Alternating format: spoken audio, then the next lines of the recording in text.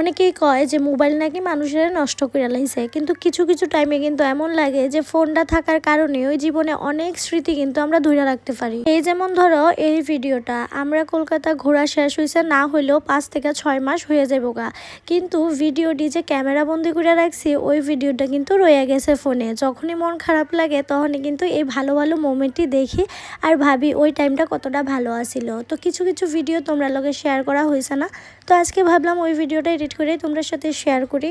এই মন্দিরটা কিন্তু হয়েছে দীঘা জগন্নাথ মন্দির। আমরা যখন লাস্টবার দীঘা গেছিলাম তখনই দেখছিলাম এই মন্দিরটা রেডি হইতাছিল।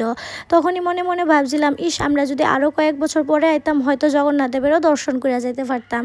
কিন্তু ওই কথাটা যে ঠাকুর আমার শুনবো আর আবার যে আমরা দীঘা যাবো এটা আমরা কোনোদিনও ভাবছি না।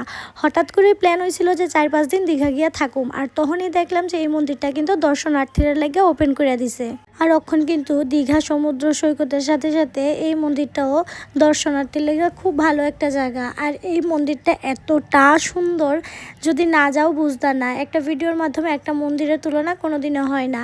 আমি কোনোদিন পুরীর জগন্নাথ মন্দিরে গেছি না, হয়তো যামু আশা আছে, ভগবান চাইলে অবশ্যই যামু, কিন্তু এই প্রথমবার আমি দীঘা জগন্নাথ মন্দিরে গেছিলাম। ভিতরে ভিডিও করা অ্যালাও ছিল না দেখে তোমরা দেখাইতে পারছি না। ভিতরটা যেমন সুন্দর আসলো বাইরেটাও ততটাই সুন্দর আসছিল।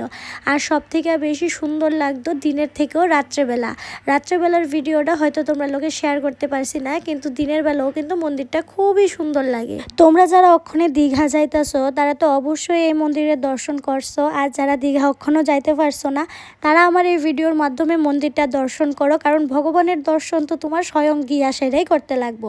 তো অবশ্যই ভিডিওর মাধ্যমে ভগবানের কইও যাতে তোমরা খুব তাড়াতাড়ি ভগবানের কাছে যাইতে পারো। তো আজকের ভিডিওটা এতটুকুই। তোমরা কে কে দীঘায় মন্দিরে গেছো অবশ্যই কিন্তু কমেন্ট বক্সে একটা কমেন্ট করো।